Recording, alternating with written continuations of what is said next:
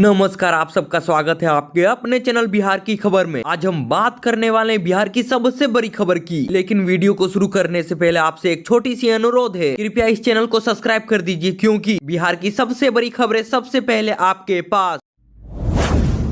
पहलगाम हमला, पाकिस्तान के खिलाफ 5 बड़े फैसले। सिंधु जल समझौता रोका, पाकिस्तानी नागरिकों का वीजा रद्द, कहा 48 घंटे में देश छोड़े। पहलगाम हमले के बाद भारत ने पाकिस्तान के खिलाफ सख्त कदम उठाए हैं। प्रधानमंत्री नरेंद्र मोदी की अध्यक्षता में सुरक्षा मामलों की कैबिनेट मीटिंग में 5 बड़े फैसले लिए गए हैं। बैठक 2.5 घंटे चली। इसमें रक्षा मंत्री राजनाथ सिंह, गृह मंत्री अमित शाह, विदेश मंत्री एस जयशंकर, NSA अजीत डोभाल समेत कई अफसर मौजूद रहे। देश सचिव विक्रम मिस्त्री ने बताया कि पहलगाम आतंकी हमले को गंभीरता से लेते हुए कैबिनेट सुरक्षा समिति ने 5 बड़े फैसले लिए हैं। पहला फैसला, पाकिस्तान की सीमा पर आतंकवाद का समर्थन रोकने के लिए 1960 की सिंधु जल संधि स्थगित। दूसरा फैसला, अटारी वाघा चेक पोस्ट को तुरंत प्रभाव से बंद कर दिया गया है। वैध दस्तावेज के साथ जो लोग पहले ही पार कर चुके हैं उन्हें मई से पहले वापस जाने को कहा है। तीसरा फैसला, पाकिस्तानी नागरिकों को SAARC वीजा छूट योजना के तहत भारत में प्रवेश की इजाजत नहीं होगी। पहले ही जारी किए गए VES वीजा रद्द किए जाएंगे। वीजा पर पहले से भारत में मौजूद पाकिस्तानी नागरिकों को अगले 48 घंटे के अंदर भारत छोड़ना होगा। चौथा फैसला, दिल्ली स्थित पाकिस्तानी उच्चायोग में तैनात रक्षा और सैन्य सलाहकारों को पर्सोन नॉन ग्राटा घोषित किया गया है। उन्हें 1 सप्ताह के भीतर भारत छोड़ने का आदेश दिया गया है। इसी तरह भारत अपने रक्षा सलाहकारों को इस्लामाबाद से वापस बुलाएगा। ऐसे 5 सहयोगी स्टाफ भी वापस बुलाए जाएंगे। इन पदों को अब तक शून्य माना जाएगा। दोनों उच्चायोग में कर्मचारियों की संख्या 55 से घटाकर 30 करने का फैसला लिया गया है। ये कटौती मई तक प्रभावी होगी।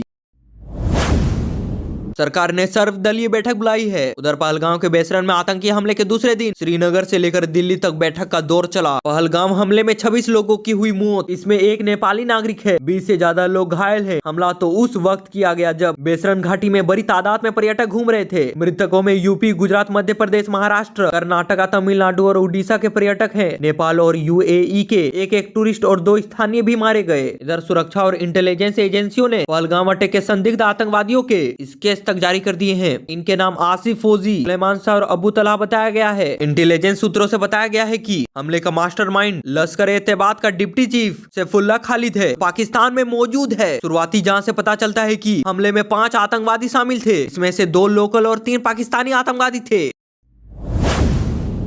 बिहार से और एक बड़ी अपडेट सामने आ रही है। पीएम के दौरे को लेकर पूरे बिहार में हाई अलर्ट। पहलगाम आतंकी हमले के बाद मधुबनी दौरा, नेपाल बॉर्डर पर SSB की कड़ी निगरानी। जम्मू कश्मीर के पहलगाम में आतंकी हमले के बाद प्रधानमंत्री नरेंद्र मोदी बिहार दौरे पर रहेंगे। उनके दौरे को लेकर पूरे बिहार में हाई अलर्ट जारी कर दिया गया है। पीएम को मधुबनी में राष्ट्रीय पंचायत दिवस के कार्यक्रम में शामिल होंगे। यहाँ से मधुबनी की लोहान उत्तर ग्राम पंचायत जाएंगे। कार्यक्रम खत्म होने के बाद वे फिर दरभंगा एयरपोर्ट लौटेंगे। यहीं से दिल्ली के लिए भी रवाना होंगे।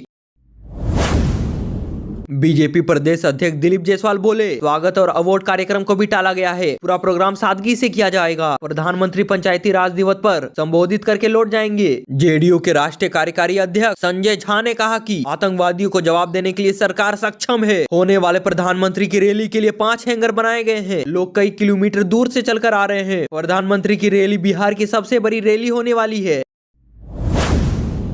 बिहार से और एक बड़ी अपडेट सामने आ रही है। महिला CEO को जिला अधिकारी दफ्तर के सामने धरना देना पड़ा महंगा। DM की रिपोर्ट पर राजस्व एवं भूमि सुधार विभाग ने उठाया ये कदम। वैशाली जिले के राजस्व अधिकारी ने जिला प्रशासन के खिलाफ मोर्चा खोल दिया था। जिला अधिकारी पर गंभीर आरोप लगाते हुए जिला के अंचल अधिकारी धरना पर बैठ गए थे। धरना का नेतृत्व हाजीपुर सदर अंचल की अंचल अधिकारी अंजलि कुमारी कर रही थी। अब इस मामले में महिला अंचल अधिकारी के खिलाफ विभागीय कार्यवाही शुरू हो गई है। राजस्व एवं भूमि सुधार विभाग ने जिला अधिकारी की रिपोर्ट पर विभागीय कार्यवाही चलाने का आदेश दिया है। वैशाली के जिला अधिकारी ने हाजीपुर सदन के अंचल अधिकारी अंजलि कुमारी के खिलाफ आरोप पत्र गठित कर राजस्व एवं भूमि सुधार विभाग को उपलब्ध करा दिया है। हाजीपुर सदन के अंचल अधिकारी अंजलि कुमारी पर समाहरणालय परिसर में अपने राजस्व कर्मचारियों के साथ धरना पर बैठकर प्रदर्शन करने के गंभीर आरोप लगाए गए हैं। इसके अलावा दाखिल खारिज, ऑनलाइन लगान वसूली, ऑफलाइन लगान जमा नहीं करने जैसे कार्यों के निष्पादन में लापरवाही बरतने का आरोप है। साथ ही बिना सूचना के धरना देने का आरोप है।